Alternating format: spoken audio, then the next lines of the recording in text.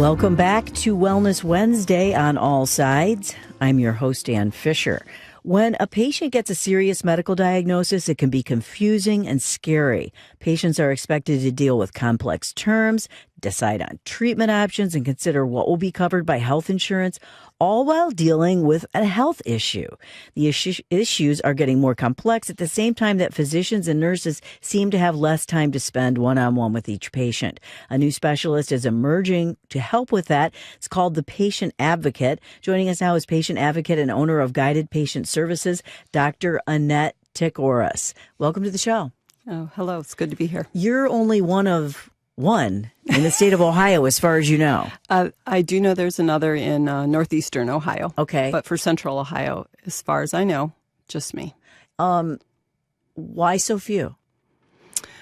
It's a new entity. I think back in the 90s, large hospital facilities were instituting navigators, especially in the areas of oncology, just to help facilitate treatment and to answer questions for patients and to keep them somewhat engaged and empowered.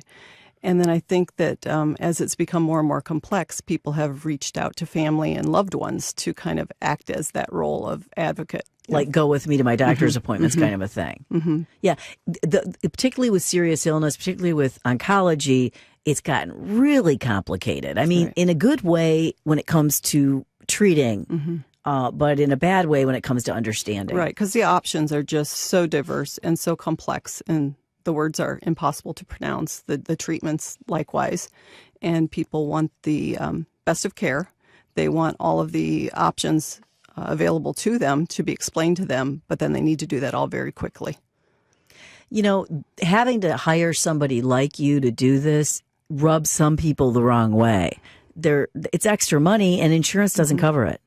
Right, and it's something that I deal with. I field many calls during the week of people who cannot afford services or to pay to have this done. And I often do get those conversations, you know, why am I paying to do what healthcare is supposed to do for me? And in many cases it does, but there are those exceptions, and those are the calls that I receive. You are a physician, a licensed physician. What made you take this change? I took some time off when I raised my children, and in filling that time, this was what I found I was doing, whether it was by choice or not. Just friends calling you for help? Friends and family. We have an upcoming appointment, or this is what the doctor said, or this is the new prescription I've been written for. These are my symptoms. What do you think? So I was finding I was doing this, and then I had a series of friends who had breast cancer, many within a 1-year period of time, and was down here in Columbus at that time assisting, and found that there was a need. There was an overwhelming need, and knew that when I re-entered medicine, it was going to be in a different capacity. And this was a perfect fit. There's only one other patient advocate that you know of in the state. There's a couple hundred across the country. What are their backgrounds? Do you talk to each other and who do they tend to be? People like you, a physician, or what? No, it's very diverse. I have had quite a bit of contact over the last, I'd say, 3 to 4 years. Those that I tend to have the most in common with, that we seek each other out professionally, would be nurses. A couple other physicians are doing this as well. Social workers do this. I, on occasion, have utilized someone who's more in the financial insurance realm. Maybe they were a biller or a coder for a physician. That is not my area of expertise. I stay out of that lane. So sometimes I will refer to them or consult them regarding questions I have. Are there standards of care when it comes to being an advocate like this, a patient advocate like this? Today, no. As of the date today, there is a task force that has been put together by the national agencies and memberships for advocates that are putting together a certification exam, and it will then be required to pass that exam, to have some credentialing. So moving forward, when someone says they are a credentialed or accredited or certified advocate, it actually has some bearing and some meaning that is consistent across the board. When you look at a future in healthcare, how do you envision this role actually working in the most efficient, effective way? Well, I have a dream of how that looks. And for me, I've had the opportunity to be in hospitals working side by side with my colleagues, physicians, but in a different capacity. And I think the more exposure that the healthcare system has to this, the more that everyone will realize it's such a win-win-win To situation. just do it themselves? Not necessarily do it themselves, but to maybe have to broaden their support staff in their offices to accommodate the needs. Right now, resources are so tight in a physician's office with all of the charting and medical record and phone calls, and now physicians are being asked to email and text, and I can't imagine how long the days have become.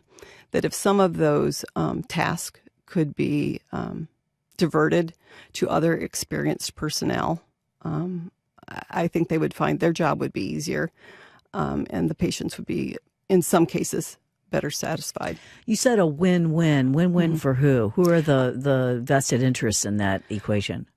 For a patient, they now are getting maybe that explanation 2, 3, 4 times that may be needed. Someone's slowing the situation down. Someone's willing to go beyond that office appointment for additional questions they have later, and to be able to field those questions, take those calls, almost translate what just happened.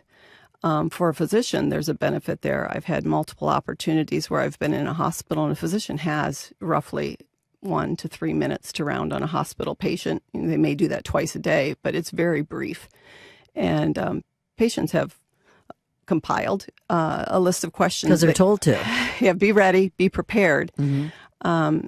And they have to advocate on their behalf. And sometimes that's very, very difficult, especially with the elderly population. When you sense, and they read people's body language, if you sense your physician is at the end of the bed with the hand on the door, and you've got your list of 4 questions, it's kind of an intimidating situation.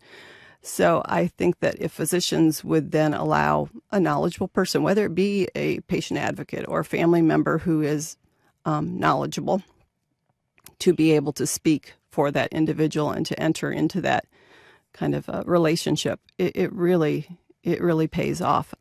Also in the hospital, there are so many physicians coming in and out. The communication tends to not be the best always. And again, an advocate can step in and kind of bring all those pieces together and make certain they're working collaboratively. Who should be providing that, though? You said that, Mm-hmm. I mean, and who should pay for it? It's a person. It's a human being Mm-hmm. doing this job. Mm-hmm. Should it be covered by insurance, do you think? I don't think that it should be something that an individual is slated with paying for. Where those funds and where those resources are going to come from, I don't see. I don't see where that's going to come from to involve insurance in one more capacity of healthcare. I'm not sure that's the route to go. I don't have it. To be honest, I don't have an answer, but we need some. And I'm just wondering who's harmed most by all of this will tend to be somebody who doesn't have a lot of disposable income. Exactly. They're going to tend to come from less education background, less time, more stress, more toxic stress, that kind of a thing. But I have many clients who are on the other end of the spectrum, and to be in the healthcare system today is... By definition, toxic stress. I didn't say that, you did. Unless you have a medical degree, I'm not really sure how you would navigate today's healthcare. There are so many people coming in and out of an office, in a room. You're not certain what role each person plays. The orderly looks the same as the physician, looks the same as the specialist or the person who's going to wheel you down to radiology. And so people, I think, tend to just sort of lay back and let whatever's supposed to happen, and assume that the best of care will be provided to them. And in most cases, I do believe that it is. But there are lots of opportunities to step in and make certain. How well or how could this be mitigated at the educational level when it comes to medical professionals, physicians, nurses, nurse practitioners, all that kind of stuff? Well, I've had several people reach out to me. There, for a time being, I would say maybe 5 years ago, there were a lot of institutions that were affiliated with medical schools that were trying to incorporate a certification coursework, and they were actually trying to put some of the medical students through at least some of the coursework so that they were aware of it. They could do it on their patient's behalf or know that it was a vital part to include in their practice. A lot of those have gone by the wayside. And what popped up in place is a lot of online certification exams to kind of, brush over and give some very superficial knowledge to people. I know that I've heard, OU and some of the other medical schools who are trying to do a more patient-centered education are very open-minded to reaching out. That we realize that it's going to take a village. It's going to take a village to really in healthcare now to provide for a patient. I think it's going to take more than the physician. Are there any liability issues that someone like you has to grapple with? Are you insured? I am. I carry professional liability insurance and am absolutely, positively very clear with all of my clients and is all my information. I do not provide services. I don't treat patients. I don't provide any kind of diagnostic assistance or... Is what you do give advice? Do you put it that way, or how do you describe what you do in the simplest terms? I try not to use the word advice because that's what they should be getting from their physician. I translate, I incorporate, I digest it, I process it for them, I lay it out in a way that makes sense to them and ensure that they truly understand so that they're empowered enough to I don't make their decisions, I empower them to make decisions for themselves. But they can keep coming back. But I still don't, they can say, I still don't understand that. I want some more information. Or are you sure there's nothing else that I could be doing? Some of my clients are just that. I'm very comfortable with my physicians, but I want to make certain that there's nothing else out there that I should be looking into. And in that case, I'm tasked with doing the research to see what else might be available. Finding another opinion, that kind of a thing. Because we were just talking to Susanna Meadows, the author of that book, The Other Side of Impossible, Ordinary People Who Face Daunting Medical Challenges and Refuse to Give Up. And I would think there's a role there in terms of helping people who are not getting satisfaction from the traditional community and helping them find other options. I can, assist them in finding other options, or sometimes the first place I start and the one that makes the most sense is to just try and address the current help and healthcare that they're receiving. Does the provider just need to slow down and listen? Does the patient really get their points across, and have they made their case clear to the physician? So many times, I think in almost all times, the circumstances show that communication could be improved. And so I try and go in first and improve the communication with what's already in place. Get a good feel that what's in place does need to be tweaked or changed or improved. Often that fixes a vast number of the concerns that a client has. Who often hires you? Is it the person who is sick, who's getting the medical treatment themselves, or sometimes is it their family members? Both. Okay. And I'm set up to do it in both ways. I think the one caveat, though, if a family member would approach me about caring for a spouse or for a parent, provided that the parent is of sound mind, everything needs to be signed for and agreed to by that parent. I can't, just like a physician, they can't step in and start to take over for the individual. However, in the circumstances where medical power of attorney has been executed, then I start to work with the medical power of attorney, but of course insist upon seeing that the documentation is up to date and appropriate. I would imagine an aging population boom that we're in now is going to have a lot of call for this sort of thing, whether it's somebody helping people who are hard of hearing and that kind of thing deal with medical issues. Yes, I think with our aging population, a lot of them, their plan that they had in place was, I'll be there for you, you'll be there for me. And so I think those who are widowed, those who maybe were divorced earlier in life or perhaps never married, and the coined term, and I don't know if it's been on your show before, is an elder orphan. And that term is being used a lot. It has no children. Have no children. They either have no siblings, or in any of those cases, if they have one or some of that family available, but they're estranged from them, that still essentially makes you an orphan. So these people know if they've kind of slowed down and taken time to think about it, that they're facing, or the risk of facing, a healthcare crisis on their own. And that's a very scary place to be. And I hear that a lot. I've planned for my funeral. I've planned for this. I've planned for that.